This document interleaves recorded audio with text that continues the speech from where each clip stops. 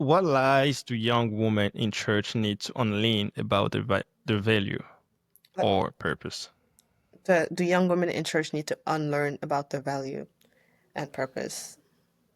So this is Yes. specifically for Christian young women. What do they need to unlearn?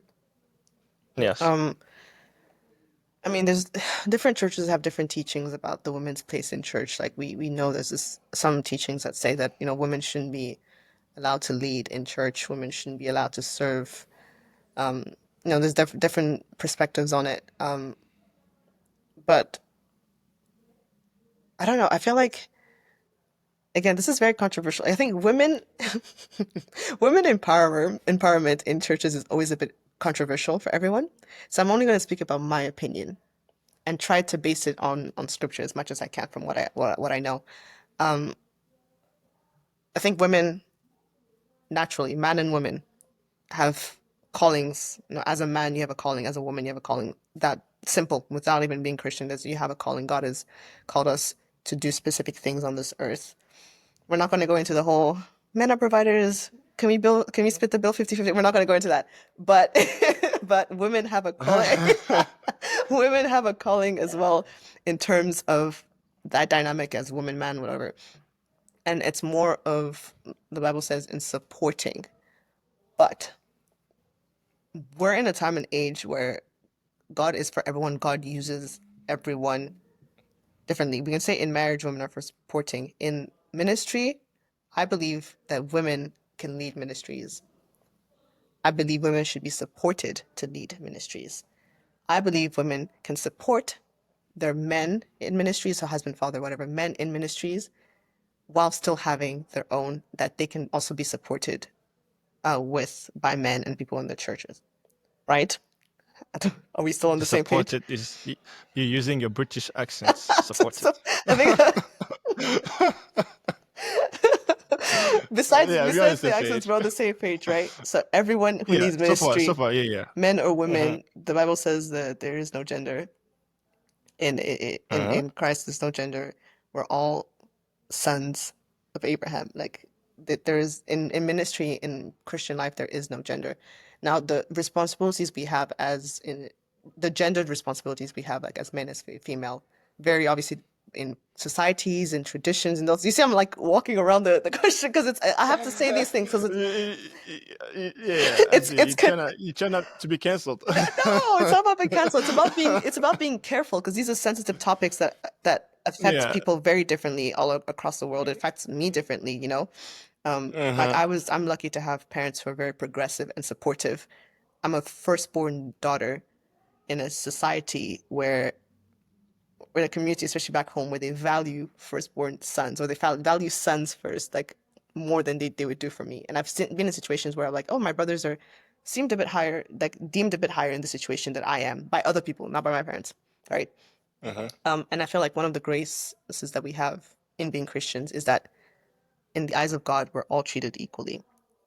When God calls you, He calls you as the person that you are. Your gender is either an addition, especially being women. Like that just means I get to influence women more. Maybe I get to be an example for young women where there's not enough women as examples and stuff like that. And so I will say like women's ministry is combated. Women in general are combated in churches for different reasons. We're held to a higher standard in terms of purity and modesty, which again is very fair because women are very powerful in every way, really. Um, and so not to be controversial, but like people say that like women run the world, and I think it's true.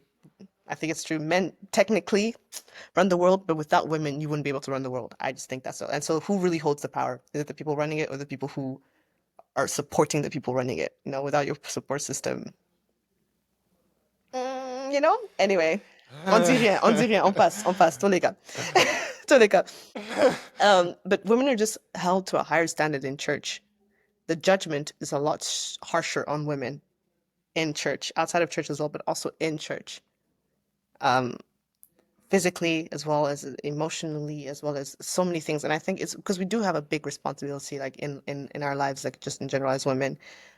We do have a lot of power in being disruptive or being constructive in society and in churches.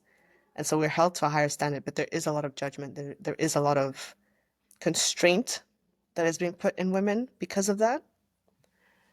Um, and I'm being very careful in, in what I'm trying to say. Uh, but I don't think, I think one thing that women need to unlearn in churches is that they're meant to be in submissive roles. If there's an opportunity for a woman to be a powerful woman who knows God, who knows the word of God, who has that calling of leadership, and you said everyone's been called to leadership, so perfect, but who is has a calling to be a good leader, can be the youth leader or president of the youth over a man who maybe is Mhm. just older or has a higher title. I think that that should be done. And obviously within les protocoles de l'Église, obviously, like, il y a des grades, non? Des anciens, les pasteurs, les anciens, les diacres, like this, all that thing. I'm not talking about that. I'm just talking about like same and same. Un frère, une sœur. If she has more grace, more anointing, and more capacities in the church, and she just happens to be 25 years old, and this man has maybe equal grace and all this, and he happens to be 40, Mhm. generally, you know who they give it to. Generally, Yeah, je comprends. generally, you know who they give Yeah. it to. If it's the same age, they're both 25. Generally, even though the woman could be stronger and more organized, they would give it to generally. Generally. And I'm not talking about all churches, I'm just talking about just experiences growing up in general, right? And so one thing that we need to unlearn as women is that we can aim for higher. We can come up with our own initiatives in church without even being given these positions. Because no matter the position qu'on les donne, ça dépend même pas de nous. Si le pasteur me donne une position, je le prends, je peux dire oui, j'accepte and whatever. Ça dépend du pasteur, de la paix, tout ça. There's also a lot of unlearning and learning that needs to happen in the older generations. But that's, that's on combat ça petit à petit. But in terms of me, like, I can take initiative Mhm. outside of the structure, Um, Mhm. I can take initiative. I can also be in the church. I can be smart. I can also be a mother figure. I can also be a leader. I can also be all these different things that I have the capacity to be. Tu veux dire quelque chose? Tu veux dire quelque chose? Non, non, non, je vais juste pas t'interrompre, mais vas-y, Yeah. je vais dire quelque chose. This is this I is got this some is my comebacks here. my IR training, my diplomacy training that's coming in. Tu vois comment je mesure mes Yeah. mots. So, no, mais c'est que tu as dit, c'est vrai. I like what you say. You say a couple stuff. Ça m'a échappé. La première chose, tu as parlé. I was gonna ask you about that too. Mm. 50-50. We're gonna get to that. God. We're gonna get to that. Oh God. Mais avant qu'on, before we get to that, je comprends que it's a very controversial topic. So we can talk about it offline. Because I have a lot of POVs on that too. Uh, but for the most part, I agree with you. I agree that women can lead too. Mhm. So, and then, of course, if one God gives you a calling, then you should use that calling to uplift the people, right? Mhm. So Mhm. if your calling is to lead, and then you are a woman, so donc tu vas pas juste le faire parce que you are a woman, no. Mhm. So, as far as that, mais là we can go deep into that. Mais as far as the fifth, I want to know, what do you think about? I don't know. I don't About know the about the. Yeah. Come on.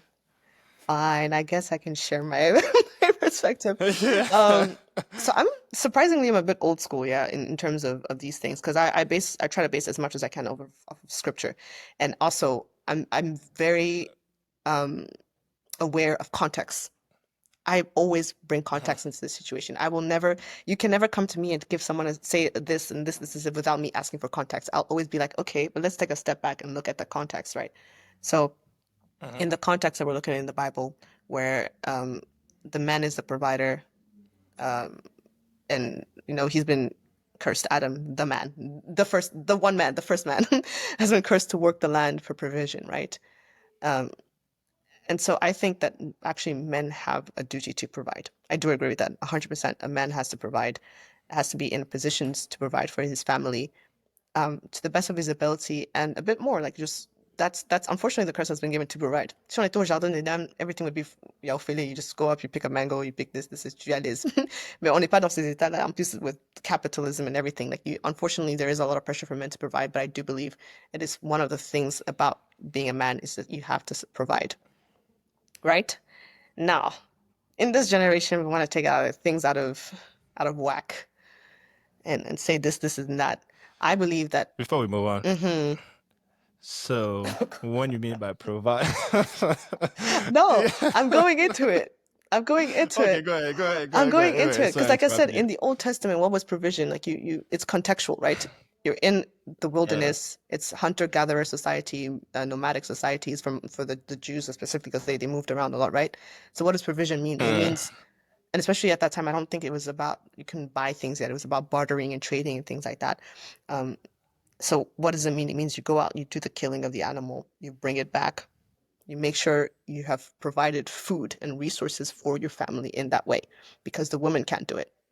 I'm pretty sure you have a Basi and Zuzu that you maybe used to do it anyway, but just in generally, the yeah. women weren't called to that. They were called to watch over the children and cook and this, and support the man in that. Um, Uh-huh.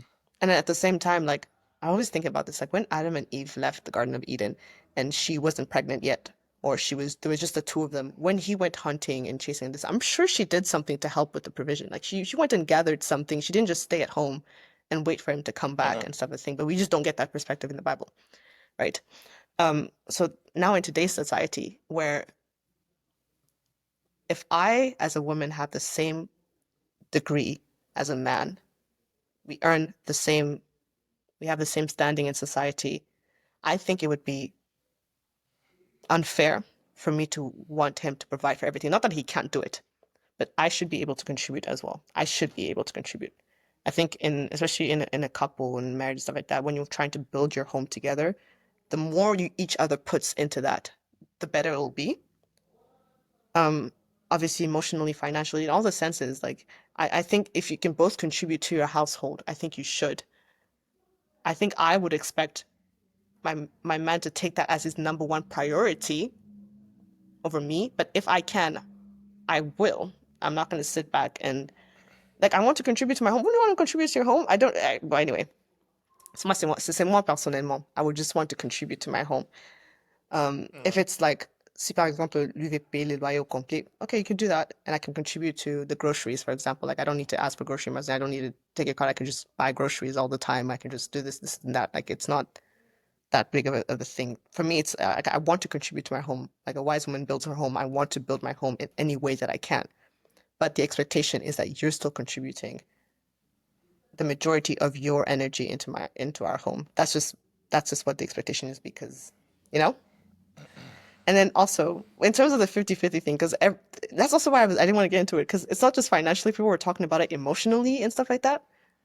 Yeah, So yeah. it's a bit Like of, everything go like emotionally and then yeah, spiritually, financially.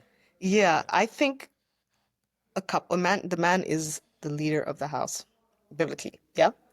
Biblical terms, you're leading the house, you're the spiritual strength of the house. Obviously, the woman is pillars and backing a prayer. Like I believe in strong women praying. And actually, in today's society, you find more women who are more prayerful, more spiritual than the men. I think that is an error. I think all men should have spiritual strength in their family. I think that's something that today's society is lacking. Like men just don't pray as much, and women obviously we pray, especially mothers pray a lot more because they're worried. They pray a lot more. Like you Uh-huh. have to turn. My brother was here this weekend, and he was not feeling well, and the way my heart just, and because that's my baby, the way my heart, I just couldn't handle it, and it makes you turn to God. It makes you turn to God. Really, I'm like God, please. Like you just end up being more prayerful because you just have more worried. Worry is fair enough, whatever. But I feel like men should be able to have their own spiritual standing, even stronger than the family. I feel like you should be able to uplift your family and have that spiritual covering for your family as a man, right? Um, Uh-huh. so that's already one thing. And then, but you're both contributing again spiritually. Just because my man is covering everything spiritually doesn't mean I don't. We're a team. We're building our family together. He's the leader of this household, but we're still a team because we're building things together. You know, I believe that marriage is a ministry. I believe family is a ministry, actually. I think family, I heard once someone say that family is the ministry we're born into. You don't need to search Uh-huh. outside for prophetic ministry, evangelization. Your family is the very first ministry. Like some of the first visions and dreams and messages you should hear from God as a child growing up, whatever it should be, from within your family, because that's your first ministry. That's all your first role as a daughter, as a son, is yeah, it's your first ministry, right? So I believe marriage is also a ministry, and so you need to be equipped for that as well. The same way you would be equipped for Yeah. any other ministry if we're talking about the Christian context. So spiritually, the man is the leader of that ministry. You just need to be stronger because you're trying to lead people in that way. And then the whole Uh-huh. 50-50 thing is just because we're all humans. If you have a partner in crime, a wife, a husband, that is your partner. You should be able to rely on that person if you need it, when you need it, even when you don't need it, to know that they have you is that's phenomenal. Like that's amazing. You shouldn't be able to carry. You shouldn't be carrying the whole burden of life by yourself. Like that's why it's not good for man to be alone. You know. Um, Yeah. should I, am I talking? What is it? No, no, you actually you're doing I'm great. doing great. Actually, you're doing great. Okay, yeah. Yeah, you're doing great. So I think But yeah, go ahead. this 50-50 thing is just taking on another wind. I think, for example, emotionally, like on a day-to-day basis, if we're talking about day-to-day, people were Uh, saying like, if I'm at 20% energy, I need you to give me the other 80%. I'm like, okay, I hear it. I do hear it. It's not a percentage thing though. It's just if you see anyone in a bad position inside your home, wouldn't you uh, just try to make them feel better? Wouldn't you just try to contribute in a way that's actually helpful? You don't have to add percentages to it. It's just, here, me and this we're couple, we're here right now. This person is up, down here. yeah. I can't stay here by myself because that doesn't work. You're sinking me down. So I have to go down there and join you, Uh, or I'm gonna have to pull you up so we can be on the same level again. Like that's just what that is to me. Um, and again, different because the man is the leader. um, in terms of leader of the house, but I think spiritually is number one. Financially, we live in an age where if I make more than the man I'm married to, it just makes sense for me to contribute more or to like put our savings together and then pay together. It just makes sense. that's the other issue. Yeah, That's the other issue right there because nowadays when women, oh no, it's not women's, that's women, women. whatever, women. So, but when women make more than the husband, uh, so we tend to have issues, yeah, because they'll start talking down to the man because he's making less. and I So, think that's lack of do you, respect. Tu penses pas? oh, I definitely do. So, c'est pour cela, c'est très important. Moi, en tout cas, I agree with you. Huh? I think I agree with you on the fact that, en tout cas, moi, the 50-50 thing is just, I just Yeah, don't, I just don't see how. Je crois bien que quand tu t'es marié avec une personne, you guys become one. yeah, So, you're working towards the same, yeah, exactly. goal. That's why when you're looking for someone, you have to make sure your destiny align. Parce Hmm. que if it doesn't align, then ça sera tu pars à gauche, tu pars à droite, tu vois. Exactly. So, you guys are working towards the same goal, right? Hmm. So, does that mean moral? C'est ça. To be does that mean moral? So you go 50-50, where is that coming from? Oh, See what I mean? it's So yeah. it just don't mix because we're already working as one. So we have the same goal, the same Hmm. purpose. I see you down. Hey, I'm gonna be there I to mean, yeah, uplift you, right? exactly, yeah. But then And then you see me, I'm down.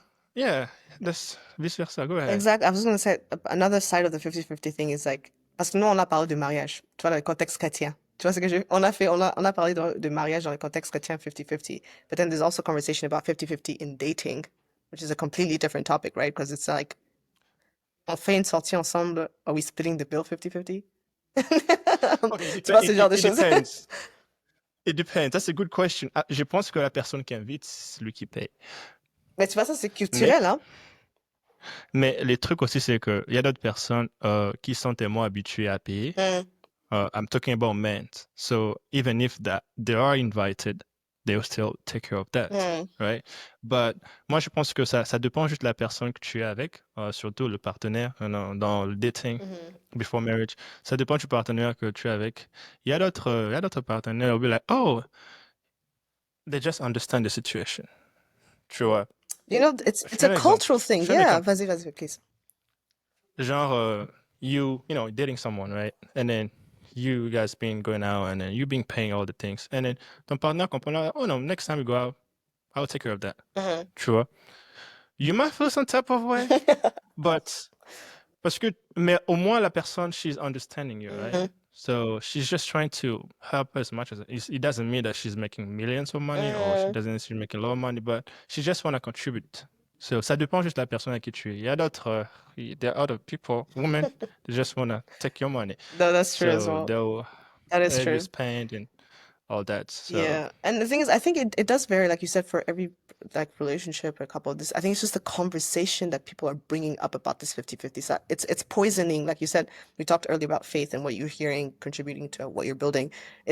All the mhm, conversations are just, they're kind of creating this weird dynamic where now that women are saying like, oh yeah, what is this? Like I shouldn't be paying for anything. How do I know this man will provide for me for the rest of my life if I'm paying for a date? How do you know that he's gonna provide for the rest of your life if he spits a $50 date? Like that's if he asks you to split, like c'est pas mesurable, and I feel people are just taking it out of context. So it's yeah, the conversation about 50, and that's everything in our generation. TikTok, social media, everything. It's contributing to a lot of things, and I think marriage, famille, yeah. the couple, all those things are one of the things that are the things that the devil is combating the strongest. Mhm. Because like I said, first ministry. Ex- It's the very first ministry you'll have like in your life growing up, and then obviously like right now, like I'd say my first ministry was being a daughter, and then eventually I'm gonna get to the point where like wife motherhood, that's gonna be another ministry. And mhm. if the devil's combating me as hasn't won me over as a daughter yet, he's gonna try in marriage and that, and we're creating such an environment to let him succeed. Yeah. And it's such a big concern to me anyway. And I feel like we need to have more. This is one way the church can help more conversations about the realities of marriage, the realities of being a couple, the couples, the realities of being Christian couples and what it means to, I believe that the church don't really talked about that as much yeah, parce que they're trying to be moi un peu trop en cachette. They don't talk about the reality, tu vois. yeah, Parce que there are so many realities in when you are with someone or when even before you guys live together, there are so many realities into that. And then so I think the church can do better on that point. yeah. I really do think as well into mentorship and stuff like that and having real conversation. So earlier you said you are now in London going to doing your second master degree. Yeah, yes. So can you share a little bit about your background, your school background? Like Yeah. how did you start and what made you do what you're doing? So How did you choose? Yes. how did I choose as well? Okay. So Yeah. I was 16 years old, guys, and I woke up one day. No, I'm joking. But honestly, it started when I was 16. Like that's when I was like, you know what? Let me get my life together. Mhm. Let me just plan out my future and stuff because that's, when you're 16, usually secondaire 4 ici à Montréal. You're going Mhm. into kind of choosing your career, what universities you want to look into and stuff like that. Unfortunately, I was in a system where in Quebec you finish in grade 11 and then you have to do like a 2-3 year college. And because I was an international student and I've, lived Congo, lived South Africa, I knew I wanted to be international students, like maybe studying the US and around the world. I was like, okay, I need to make sure that I have the possibility to study anywhere in the world that I want to, Mhm. without any limitations, which was the case in Quebec. I feel like the Quebec CEGEP doesn't necessarily transfer to everywhere in the world because they don't really understand it. High school ends in grade 12 in most places, right? So that's when I started looking.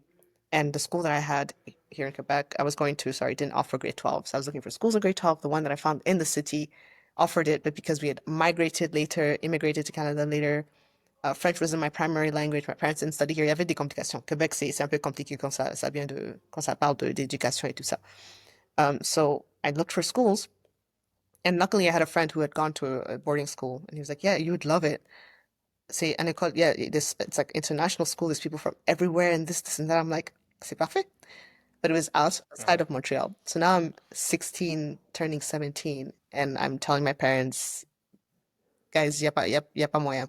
I can't stay here. I can't stay here and kind of have Mhm. this academic future that we want, that I want, that. So yeah, applied, was looking into that boarding school.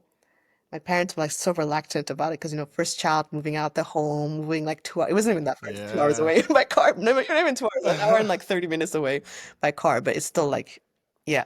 And for me, again, like that's the summer I said where I finally turned 17. It's the summer I sat down and made like a thing for my life. I'm like, I'm gonna take this seriously. Like I can feel a big Uh-huh. change coming on. And so I I went to the boarding school, and at that point I was already envisioning what do I want to do. I was like really into politics-ish, international relations, things like that. International development as well, but like in the back of my mind. But I was like, yeah, diplomacy, politics. This is what I am. This is what my brain is made for. And Mm-hmm. so I went to that boarding school and I did an international baccalaureate. So it's IB is like a 2-year program and it's offered in international schools around the world. And so it's kind of like an international program, which means that the grade Okay. is basically transferable anyway. In America, not so much everywhere, because America has the AP advanced program system and less IB. It depends on the universities that you're trying to apply into.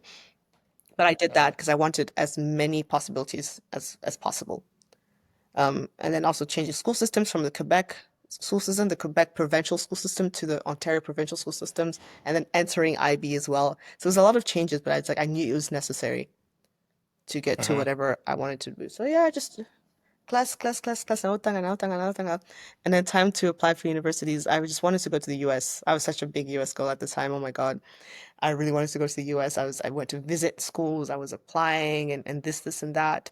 And then I applied to the Canadian schools as well. And then I didn't get into the top schools in the US that I wanted to get into. And for me, that was Uh-huh. just like, and now that I'm thinking about it too, like the schools that I wanted to get into, it was mostly because I wanted to be in the US and had good programming. But like, other than that, there was nothing for me really there. So I went to the University of British Columbia in BC, which is on the west side of Canada, in a city called Vancouver. And Uh-huh. it's beautiful. I love it there. And again, I'm moving from 2 hours away from my parents to 5 hours by plane away from my parents to a whole city. Yeah. Wow. And in first year, usually you have a dormitory. So it's not really a big thing because, like, in boarding school, I had a dorm system, like, and stuff like that. So it wasn't that big of a deal. Uh-huh. And at this point, I'm pretty independent anyway. Um, Uh-huh. and so I get there and I chose the international relations program. And the thing is, I chose it in my mind because in my school, you had to wait until your third year. You had to finish like the first 2 years of credits before you apply into your major. So I'm in school taking some courses and stuff like that. And I had a really bad concussion because I played rugby. Surprise. I played rugby in school. So I had a really terrible concussion like by the end of May. Like so terrible that I didn't even assist in my prom and stuff like that. And I was really messed up.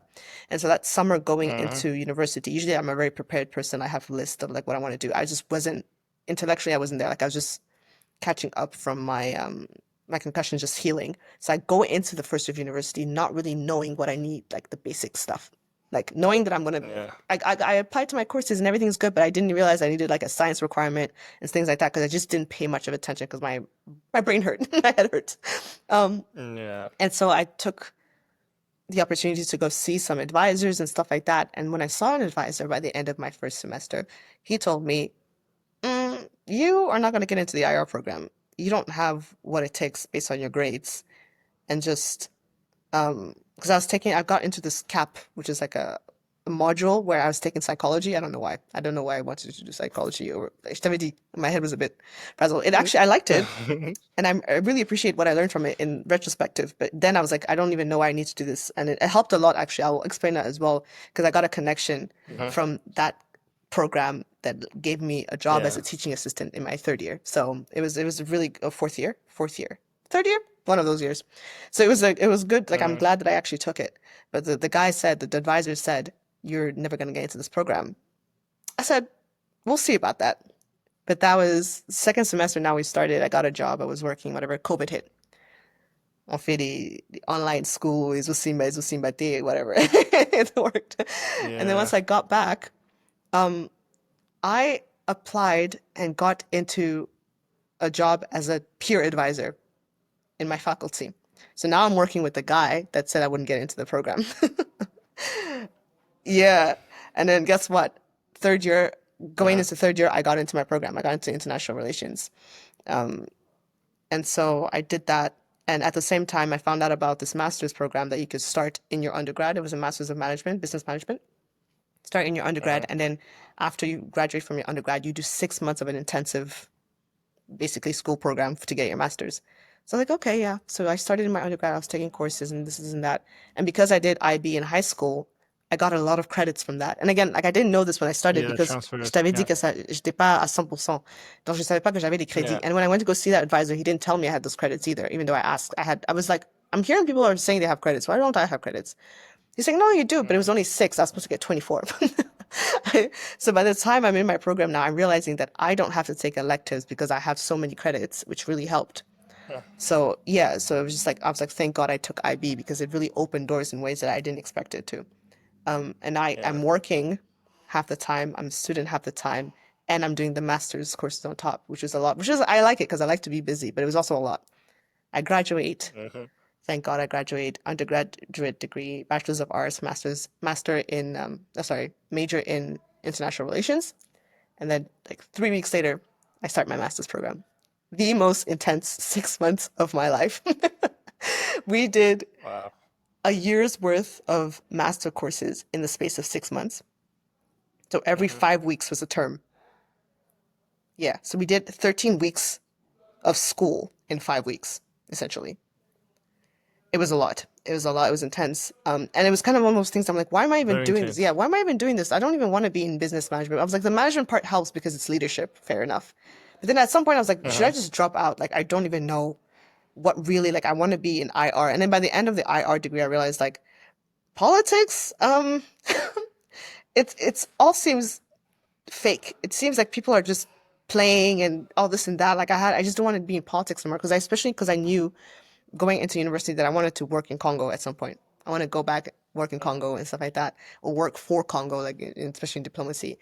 At this point, I'm like, I don't think politics is what I'm called to do. Like I can't lie to people. I can't. I don't want to be moving chess pieces behind my suit and tie. Like I don't want to be. I don't want to be doing that. I don't want to be meeting with people who I know are liars and trying to make things happen. And I didn't want to do that. So I'm like, what am I actually called to do? So through the management degree, I just learned a lot about social enterprise, about how that fits into the development world. So now I know I want to go into Uh-huh. development. I'm doing more research into development and like, okay, what does that mean? Do I want to go the business route? Because now I have this business management degree. Which route do I want to go into it? Like social enterprise, do I want to be a social entrepreneur? Do I want to help people do it? I'm doing research and I'm like, okay, I need to get a degree that will help me stay like fix like structure what I want to do. So I'm looking into degrees and I'm like, North America, I'm kind of done with it. Let me look at Europe. So I'm looking, I had an experience in London the summer before and I was like, I could see myself living in London, in some parts of London. Let me look. Looked at schools, found an amazing program that I wanted to do in at LSE, the London School of Economics and Political Science. I started dreaming Uh-huh. about it. I even sent the family a group chat because when I was working at that point I was working at the international office, like mobility exchange, student exchange program, um, and they had water bottles from just universities and stuff. And I found one from LSC, and I was like, "Oh my God, guys, look! This is the school I want to go to." I sent it to my family group chat. I'm like, maybe I'll go. Like, by the time my master's was done, I was so over school. I was burned out, Uh-huh. and I had been sick the year before graduating as well. Like, I developed some really bad anemia that just took me out really. And graduating from my master's, I developed some other weird illness. I was so done. I came back home. I was like, Dad, I'm gonna work. I'm gonna work for 1 year. I know I talked about Uh-huh. a master's, but I'm just gonna work for 1 year, just make some money and this. And then the thing is, I don't really like Montreal that much. I don't think it's a very productive city for me. So I was looking at jobs like in the Uh-huh. Ottawa region, and then with the thing with government jobs, especially, they come in seasons. And I hadn't Uh-huh. been looking until February, so like the season for what I wanted to do, the department I wanted to was gone. This is a long story, sorry, but it's gonna be over soon, I promise. Nah, you're good. So I said, yeah, I'm gonna work. I'm gonna work. So I found a job, and it's a 3 month fellowship in Ghana in social enterprise, basically in the development Okay. sector. Yeah. So I'm like, okay, interesting. That same week that I applied to that, I saw that one of my colleagues from like high school, classmates, sorry, ex-classmates from high school, accepted her master's program to LSE.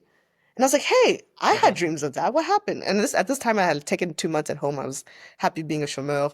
I was happy. I was for the first time since I was 2 years old, I was living with just me and my parents. So it's just like, moi, maman, et papa. Very happy. Like, Oh, la okay. maison est calme, il n'y a pas de petits frères, il n'y a pas de petites sœurs, on est à l'aise.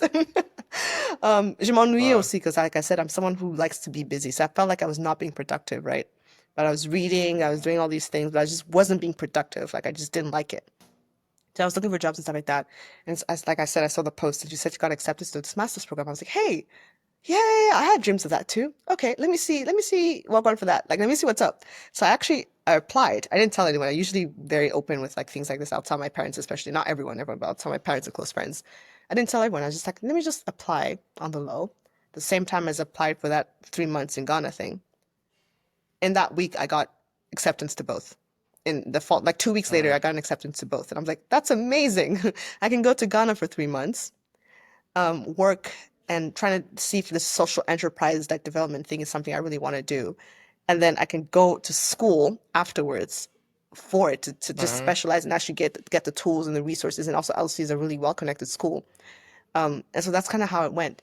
And then I told my dad and I was like, yeah, so I'm going to LSC. And he's like, I thought you wanted to work. I said, this is before I got accepted. I said, you know what? If I get accepted, it's God's way of saying I should go. If I don't, because I didn't think I would get accepted. I didn't understand the whole grading system in the UK, how it worked. I Yeah. didn't think I would get accepted. And so I did. And he was like, wow, yeah, you should go. And I was like, I thought you said you wanted me to work for. He's like, no, you should go. I was like, all right, cool, cool, cool. I did Ghana. I came back exhausted from Ghana because it's Ghana. Working in Oh. an African society is Yeah. brutal. It was a breakup call, and it was like, okay, this is amazing. I'm glad I got the opportunity because Ghana is more developed than Congo is, and Congo is where I want to Yeah. work, and it's francophone, and the francophones and Wow. anglophones just think differently anyway. The structures are different, and so I was like, okay, I'm glad I had this experience, and so it helped. So going into LSC, a month, like it was like 2 weeks after I got back home from Ghana, going into that, I was like, oh, this is great because I have background now. I know kind of where I want to go. Maybe not social Uh-huh. enterprise specifically, but development is definitely it. Helping people. And I was working with young women specifically. Like it was women who were 18 to 35. And in the village or the village, I should call it that. They get very offended when I call it a village. The town, Accra. no, Tamale. It's in the north. Even when I talked Oh. to certain people in Ghana, they were like, when my dad told them, the Archbishop, he was like, what did she do? Why would you send her to Tamale? And he was like, no, no, no, she's choosing to be there. He calls me Tamale girl. She's choosing to be there. We're helping young women. It's a Muslim town, right? So at 18, Uh-huh. some people, women were already married. By the time they were 22, they already had kids. I was meeting my age mates Uh, who were mothers of like 5 kids. It was insane. And so I was like, okay, young women and youth is my target. I've always been drawn to that. I've always done initiatives in high school and in university with young women and children in developing world and things like that. That's like it's really my target now. And also building capacity. That's what I want to do. I want to give yeah. people the tools to build for themselves, right? I want to revolutionize the fishing industry. There's this quote that says, don't teach a man how to, don't give a man fish, teach him how to fish.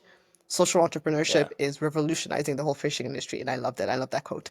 So I was like, that's what I want to do. I Oh. want to revolutionize the whole fishing industry. I want to give people with low capacities, low skills, low opportunities to and capacities and skills to attain things for themselves. That's what I want to do. That's what I want to do. That's what I want to do.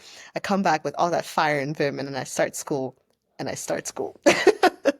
And I started, but it was great. Honestly, it was good. I love the courses. And I think when you're doing a master's program, it's not just like academic, don't take a class by exam. It's like you're engaging with professionals in this field. You're doing all Yeah. these You kind of things. like working towards that stuff. So, Yeah. is it a 1 year program? It's a 1 year program. Um, and Oh, you're okay. That's working with cool. professors, and in my field especially, it was like world-renowned professors that are like the most cited in their fields. I'm like, this is insane.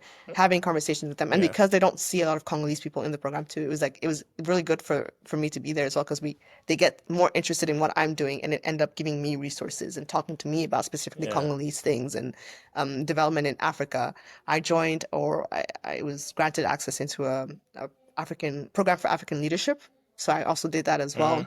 And we were getting skills like trainings and workshops on like leadership, and we got to meet some very important people. And like there's an African summit, so I was really, really like engaged. I felt like this was a professional environment. The only thing I didn't like about it is that I couldn't work because remember in my undergrad and I worked the whole time and I loved it. Yeah. And now I couldn't work, and I'm like, oh. That's the only thing that was off about Yeah. it. But it did give me time to like focus a bit about like family and church and stuff like that. So, Uh-huh. and this is recent. Like I just finished courses this month, at the start of this month, and now we're going into exam Yeah. season, right? So, and my dissertation, dissertation, I've never done a dissertation before, but it's basically a research topic. What am I going to be researching on? I was Yeah. like, okay, Research. focusing on Congo and development. What specifically do you want to do? I was looking at the agricultural, like developing the agricultural sector in Kwilu, and I'm looking at like the transition from the mining industry towards diversifying the economy, basically in Okatanga, like so from going from cobalt mining in the copper belt Uh-huh. region to like diversifying to agriculture. Like, what are the initiatives they have in place, and what? Like, that's my research. I'm not going to say too much because you guys I, can I read may about I it. may I may have some I may have some topic for you To read on? that you can research Yes, please. to research on like comment le développement as far as infrastructure in Congo. Yes. Okay. So So that's all. And another thing that the degree did is just so add more ideas to my head. So now I'm like, yeah. this is too much. So what I've decided I'm looking into, like in terms of career now, or at least for now, because I know what I want to do in the long run. In the long run, Yeah. 20 years from now, par la grâce de Dieu, I'll be running my own agency, development agency, and I'll be working with Mm-hmm. smaller community because I'm doing local economic development. Donc, c'est pas développement international, économique international comme on le fait dans les écoles. C'est vraiment local. So you're looking at local Sure. capacities, local infrastructure, local everything at the base bottom down level, and working bottom up in terms of Mm-hmm. policy. So Yeah. organizing, yeah, it's That, phenomenal. that's really good. That's really good parce que that's very good. I was gonna say something. Non, en fait, je travaille sur comment je dirais, ça, long-term goal as far as le développement Hmm. du pays, le Congo. Parce que, I really like to help as much as I can Hmm. with the studies that I've had here. You just don't want to work for someone. Exactly, yeah. I'm Sometimes. helping the US, tu vois. Ce qu'on fait ici, j'aide plus le US moi, pour le développement parce que je travaille sur le développement. Mm. Et je suis un ingénieur, so we do the designs and all the stuff that goes with that. So looking at Kinshasa, Hmm. looking at Congo in general, parce que Congo, ce n'est pas juste Kinshasa, Hmm. tu vois. Mais j'ai peur de Kinshasa parce qu'à Kinshasa, il y a beaucoup de places où that needs le développement, Hmm. right? Hmm. So I have so many ideas. And then quand tu as parlé de policies, like that's something that I would say I'm pretty good at as Oh, far as good. like because that's something that I'm working on. Uh, D'autres personnes diraient que voler, but I don't think c'est voler. Oh, I've had so much experience here, so I know some policies that we use here yeah. que ça va marcher vraiment très bien. Hmm. Quand on parle juste de la canalisation d'eau, tu vois. Voilà. Au Yeah. Congo, ils n'ont pas un bon système. Pas un mot, ça Et pas du tout, yeah. I know how, bon, I wouldn't say like fully, but I have a huge idea on how to set up la canalisation d'eau, que ce Hmm. soit sous-sol, underground, Mm. et ça va diminuer la pollution d'air, ça va diminuer beaucoup d'autres choses, Hmm. tu vois. Et puis, as far as roads and then constructions and all that goes with that. So, j'ai dit potes, honey. J'aime trop utiliser les termes français. Mais yeah, j'ai d'autres potes ou bien collègues que j'ai étudié Yeah. parce que avant que je vienne ici, j'avais commencé à l'IBTP, INBTP, qui est Mm. à Limo, Congo. So, j'ai faisais l'ingénieur civil. Sorry. Je faisais aussi l'ingénieur civil là-bas. So, quand je parle avec eux, la plupart sont des architectes ou bien comment, ingénieurs aussi. Quand je Yeah. parle avec eux, they just explain the process on how they do constructions. It's just so off. Is it? So, ils commencent avec la fin et puis finir avec le commencement. I'm Yikes. like, it's just not going to work out. That's why you Yeah. see a lot of things are just not properly done. And then as far as the maintenance, they do not have any type They of have maintenance terrible. plan because so all those things it just goes with mais ça c'est un autre détail mais it's good though. Yeah. I like what you have as And cool there's so studies and many stuff. Yeah. sub things that I want to do. Like I said, I want to open up my own agency in like consultancy agency because that's what I'm looking into now. Now I'm looking into like consulting as a start of a career, just to gain as much Uh-huh. resources and information on like how to do it, what are people doing, and I want to work in the African region.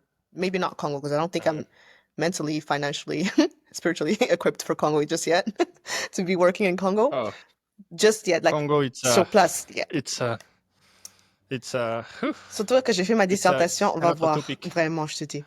On va voir avec ma Yeah. dissertation comment ça va passer, but I'm not ready yet. But I want to work in that African region, like the sub-Saharan African um, countries, consulting with governments and government agencies and things like that. But also one thing, like you, like what you're doing with this podcast and like helping people and bringing people Mm, together in conversation. One thing that I really, really am very passionate about is bringing people together.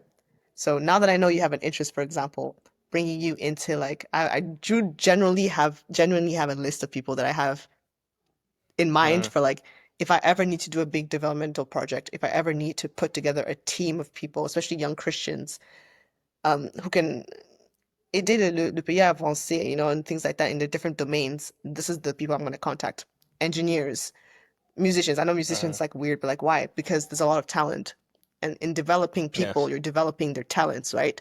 In any way. It's not just sciences and this is it's in music. Like the music industry in Congo is one of the well known it's probably one of the best things we're known for. Best things as in like In Africa. yeah. Si on Yeah. parlait the most known for thing in Congo, it'd probably be the mines or the war. But the best thing that's come out of Congo would be like music and entertainment, things like that, fashion. Mhm. So I have people in mind for like contacts, for politics, for this and then just bringing people together at some point to actually work together. Because we talked a bit off camera about like systems, like how do you beat one system is by another system, and you don't create a Yeah. system with individual things. You bring things together, create that system. Like you don't just you're an engineer, you know about building things. I don't really know that much about things. You get Yeah, it's an entire process. It's a exactly. whole process, and then it's en tout cas it's well done when when the constructions are done. True. Oh, sorry. When the regulations are respected. Mm, That's what I meant to say. So parce que it's just when I see construction illegana kongosoki bukanga lonzo, you see 400 million. I'm like, man, I only need 2 million to accomplish bigger stuff than that. That's the thing. Parce que le problème avec la construction, bon, j'ai dit ça based on the project that I've been reviewing. I've reviewed project too here too. okay, okay. So, il y a un projet peut-être de 40 millions. But si tu vois le 40 millions, it's a huge project. Mm, Right? Bah, au Congo, 400 millions pour construire quoi? Et puis après, what happened next? Nothing. You see what I mean? Mais ici, tu vois 40 millions, surtout ici, quand une personne a de l'argent. mm, Excuse me, quand une personne a son argent, the construction is going to go really fast because you got the money, you got the equipment, so it's going to get yeah. things really quick, right? So, I'm like, with 2 million, I understand, peut-être les gens diront qu'au Congo, il faut exporter des trucs. I'm like, No, but half of on a la that possibilité, de créer most of the stuff. we And then, do, and you know the money's being. You you know it's, but I no, know. but you're right. You are definitely right. Et puis, et puis les trucs, c'est aussi que you may have great ideas, right? Et tu peux apporter ça. Et you even may have the fundings Mm, for that. But les seules personnes qui vont le combattre, those are the same people who are just yeah. there. Ils vont se dire, ouais, non, il y a rien, boy, non, boy, gars, That's the thing. That's what I'm saying. donc, Systems. tu vois, You gotta put together a team of people. telling you. On les envahit en même temps, ça va. Yeah, But no, ça sera like in compliqué. terms of even things like that, what you're talking about in construction, like at that point, like Yeah, si par exemple tu fais un plan de construction, like you personally, like toi, Gracien, tu décides aujourd'hui, je fais un plan de construction, un projet, tout ça.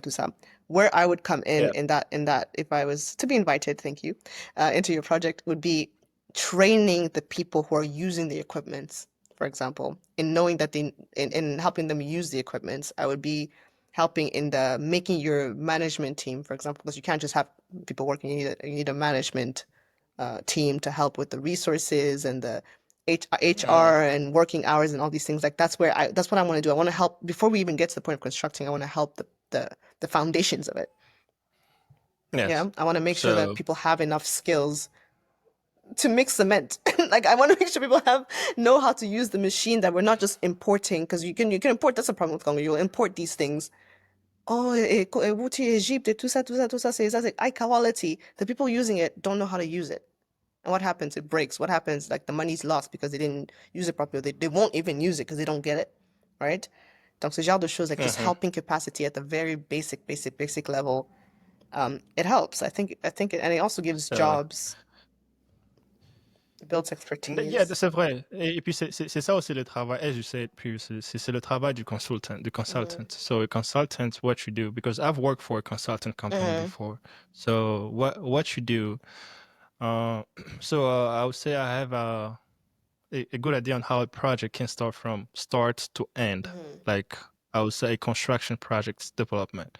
We need everybody in this, right? On a besoin the marketing people. Mm-hmm. Mm-hmm. We need people who's gonna be there to be writing the project, people who's gonna write the proposal, people who's gonna coordinate the project that everything is going as it should, people who's gonna design, people who's going to follow up so that the project goes as as planned as Mm-hmm. far as the time. So we need everyone. And then when we work on that, we need to have the same mindset. Exactly. So when I say by the same mindset is we may have different ways of doing stuff. We may have different opinions, but we have the same goal. Mm-hmm. Yeah. So we need to work towards the same goal. And as you said, yeah, très souvent les consultants, you guys, I'll say you guys, you come first actually because you need to, you guys are the ones that brings the project. And then en même temps, you bring the project, et puis in the middle, you make sure that the project is going as it Mm-hmm. should. As far as making sure that the people are doing what they're supposed to Yeah. do, And it's equipped to do following up it. with the PR, Yep. Exactly. and they're equipped to do it. Mm-hmm. Like so, that's when it comes to engager, hiring the good personnel. Mm-hmm. Tu engages pas juste parce que c'est ta famille. Non, non, non. Yeah. Yeah. Yeah. Yeah. Tu engages une personne que au moins qui a le who is willing to learn Mm-hmm. if he didn't know, because you may know people who are willing to learn and then provide a training for them so that they can use the thing. Mm-hmm. Tu vois? What do I mean by that? So you can have someone who have experience and then bring in entry levels. That's how they call them here. Mm-hmm. Entry levels, and then train those people Exactly. who are willing to learn so that ils vont travailler selon ta vision à toi. Yeah. So, and then you just pay them good. So the Yeah. rest will be Human history. capacity development. That's what I want to do. Yeah, that's it. Yeah, That's basically what I want to that's do. I would like one of my dreams that's as great. well is That's like great. opening up a youth center au Congo where we can pair obviously young people to vocational trainings. So like si par exemple tu as une compagnie de construction through the facility center, j'ai des connexions avec, for example, you. And then like Mm-hmm. you say, hey, I need 20 people to work on this job. Okay. Our center is kind of the middle ground for like the training that they get to become workers in that. And then like, just obviously it would be a project by project, but also long term, like just training people, like even training teachers. Mm-hmm. I want to train teachers to be teachers because a lot of times in Congo, in the wider Congo, I'm not even just talking about Mm-hmm. Kinshasa, which is where we grew up, but like in the wider Congo, teachers are just I graduated in grade 12. I know the basics. I'm going to teach other kids, but you also have the capacity to go beyond that, especially if at a lot of levels, children only study up until high school, like because they don't have university opportunities to go to university. Like at that point, they need to get as much as they can, and that only happens through the education system. So training the teachers, yeah, so just building up, basically. That's what I want to do. Sounds like that's what you're doing too, or what you want to do in the projects that you have in mind. Yes, yes. Et puis c'est très bien. I like what I see the goal that you have. It's, in short, I would say it's changing the mindset of people to get Yes, better, Mama, that's a which job. is the toughest, but yeah, you're gonna get to that. That's a You're job. definitely going to get to that. I'm That's gonna have gray hairs in like 35. Just watch. I already have gray hairs Oh, from right now. Gracien, avant boy. Et puis dans ma tête, I'm telling you, Hey.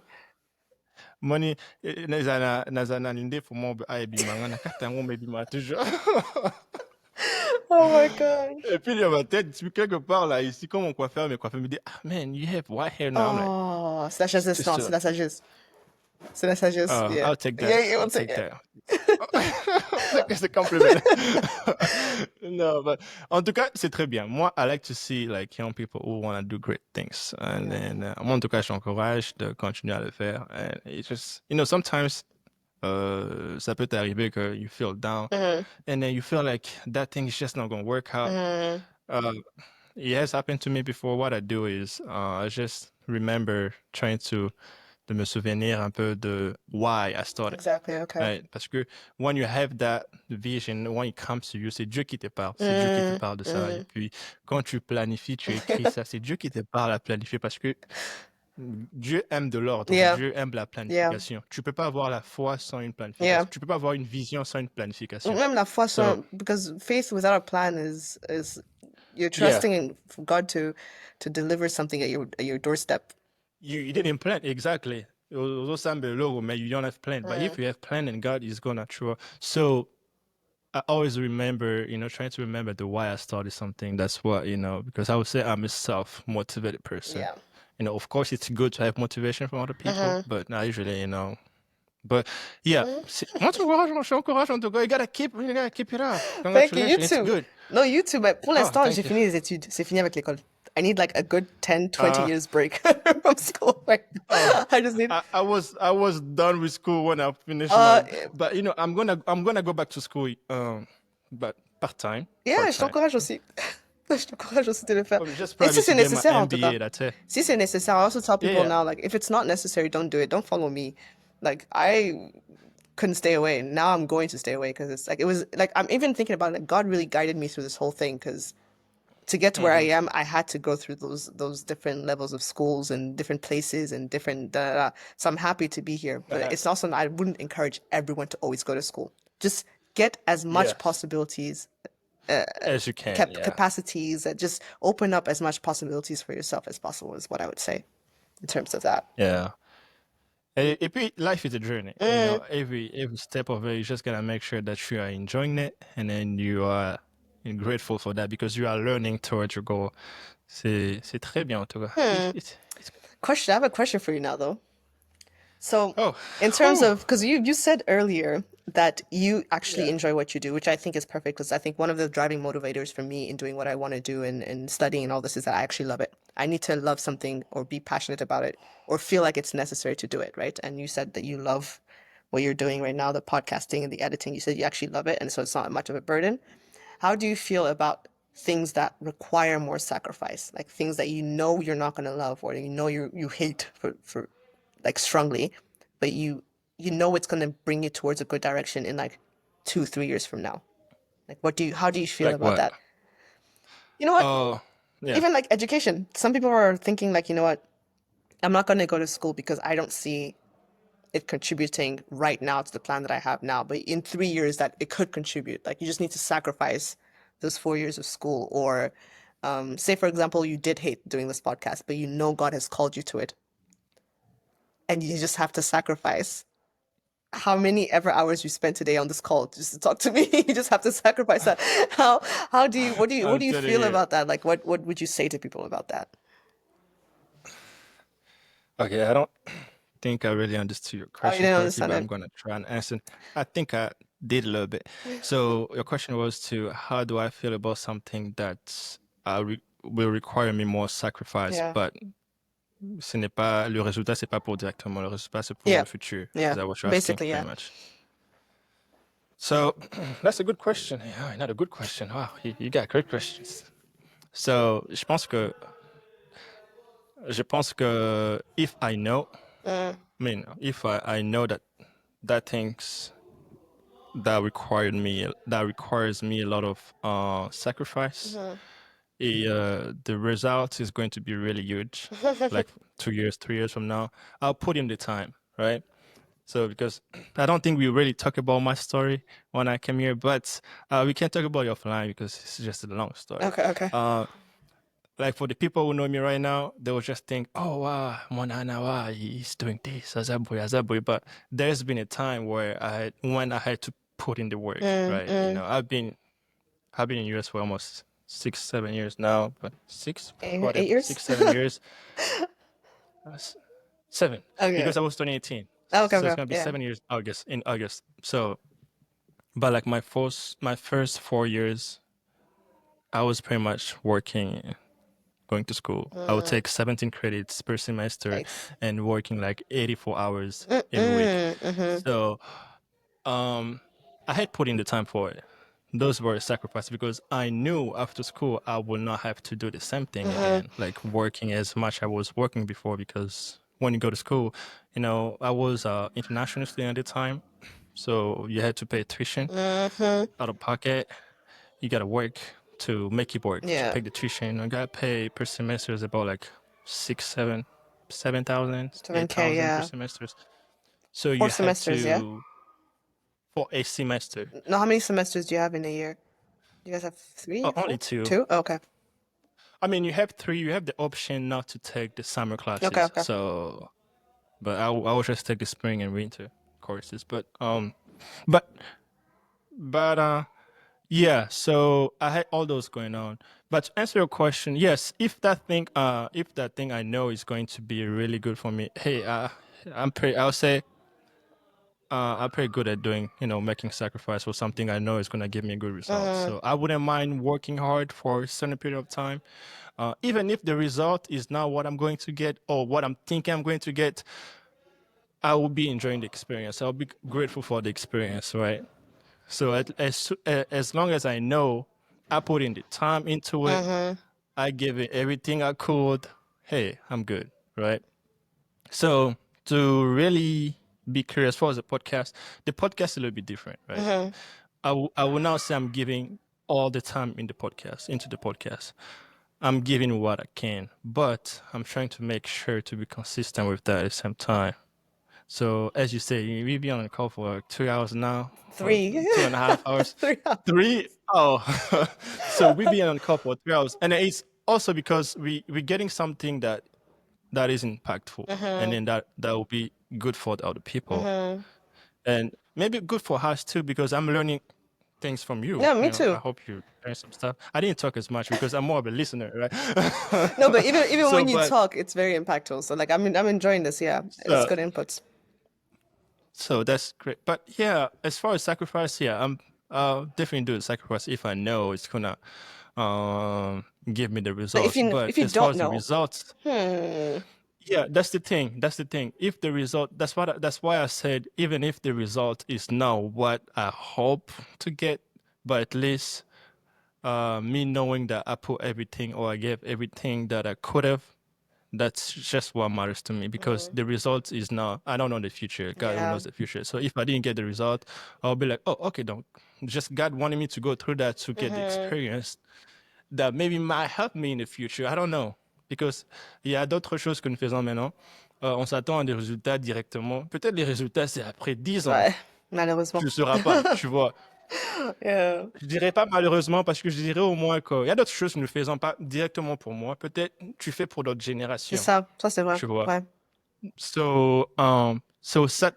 au fait ça ma conception. Mhm. Sur ces genres de choses. Et autre chose que j'aimerais ajouter, c'est juste que c'est as far as expectations, right? I don't have so many expectations on people. Yes, that's I don't have too much because I do not want to be deceived. yeah, yeah, it's me Parce as que well. surtout en humain, et puis les gens people always deceive you anyway, right? So I don't have too much expectations. Hmm. I'm telling you, very less expectation on people. Yeah, same. All right, so that I'm good with my life, right? I'm like, oh, okay, Same you here. don't want to do it, cool. Yeah, I'm like, okay, fine. I'll move on. I'll do something else. It didn't work out. Oh, cool. Let's find something else. C'est juste comme ça. Et puis la vie continue. Ouais, c'est vrai. Pour moi, c'est plus l'expérience. As long as I know I gave it everything I could, Yeah. I'm good. Sometimes that's all you can do. You Just know? give everything and then if the result's Yeah. bad. And then you cannot change everybody else. Tu peux Yeah. pas changer tout le monde. Que tu sois un pasteur, que ce soit juste un humain, you are not called to change everyone. No. You are called to change the people you are called to Yeah. change to. Or impact, même So si c'est pas changé, even like, because my mom always says impact, like yeah, seeds, again, we're talking about yeah. seeds, like you plant a seed, like the things that our parents used to say to us when we were 10 years old have like good things that now sprouted into, look at us, we're the same age. He's older, okay, you're older, whatever, but you're a bit older, but by like 3 weeks, by 3 weeks with your gray hairs, but it's producing Yeah, results, you it's know? like 10 years, man. It's producing results, things that we learned as kids from depuis les codim avec les mamans Rachel, les mamans it's like it's producing results Yeah, today and there's things that yeah. we're doing today that we don't know where it's gonna lead us to, but in years time, like that's what I tell my brothers all the time. In a few years time, you don't know, you never know. You never You know. I'm never telling you. know.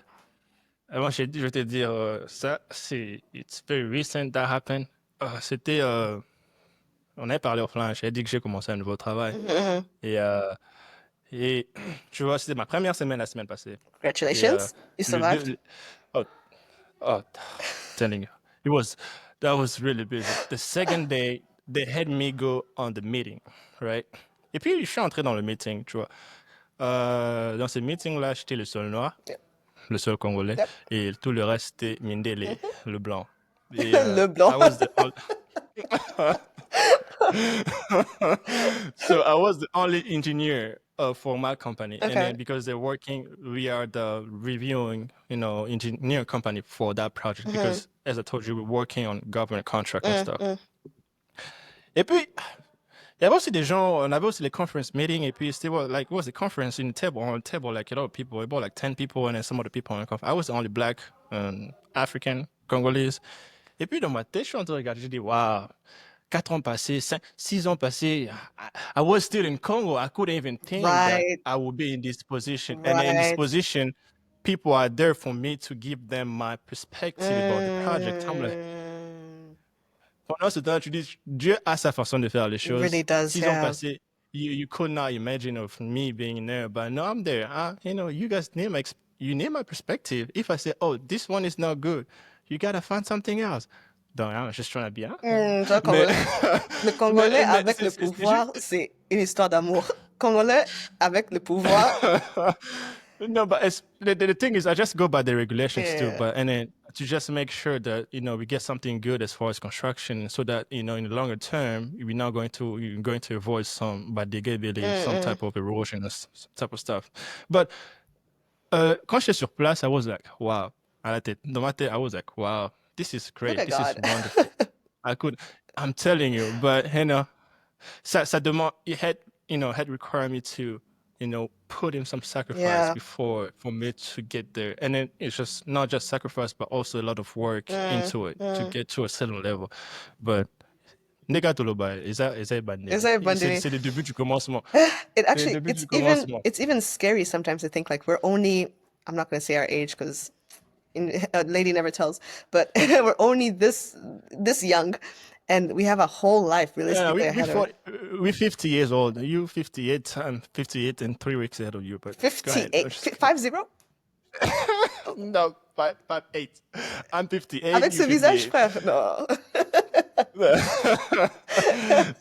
I just I so that feel people just don't 58. know the I age. feel 58 though, I can't lie. Sometimes. Nah, Sometimes I'm tired. But like you think about it, like we're so young and there's so much life ahead. We serve a great yeah. God. We have great plans, Mhm. like within our control anyway. And for what we can plan, we have great plans. Like it's just like there's so much life ahead that like amazing. It's only going to go higher from here. The gas, like it's only going to go the glow and glow. It's only going to get higher and Yeah, better from here. So yeah, I'm excited. really excited too. Most days I'm So tired, but today I'm excited. no, that's good. That means that means the conversation's been good, which is great. That's good. Yeah, it's true. Which is great. So, but I think before we hand our meeting today, do you have anything else that you would like to add, or any more questions for me? Questions for you. No, I was gonna ask you what are your plans for the next 5 years, but I feel like just based off what we talked about, I feel like you kind of answered it. Like you said, you have so many projects working, and it would be unfair Mm. to ask that question. Do you have any plans to go back and work in Congo? Because I don't, you didn't really say explicitly. That's a good question. Yeah, I think I would say the same thing as you did. But my plans are not to go back right now because as of the situation and as of everything that's been going on recently, I'm definitely open to work en collaboration as Hmm. far as like, à distance, because I still can be, productive Yeah. as far as like, you know, we can definitely work in collaboration, but going back right now and work there, I think ça sera juste compliqué for the Yeah. things that's happening there. And even But for myself, I in the would say for us as well. longer term, I don't know about that too, but we will see. Yeah. We'll see what Okay. God does. That's one of the things I'm trying to do. I'm trying to recruit people to go back to Congo with me. I'm like, guys, please, let's go back. It'll be fun. We'll all be together. Working to Potobong Samoka. Come, please. Yeah. Mais je pense que pour que to work, pour que Mboke est bon, hein, la personne n'a pas forcément d'être là sur place. No, no, I Correct? know that for sure, but just knowing, like, for me personally, like, it'd be nice to have friends. Ça, c'est pour mon intérêt. Don't, Mocha has nothing to do with this. This is Yeah. my propre intérêt. I'd be happy Yeah. to have a lot of people around, like, sur place, like, un envahissement Oh, du yeah. terrain so we can produce a lot at once. But, okay, I'll convince you Yeah. slowly, don't worry. Oh, we'll see about that. Yeah.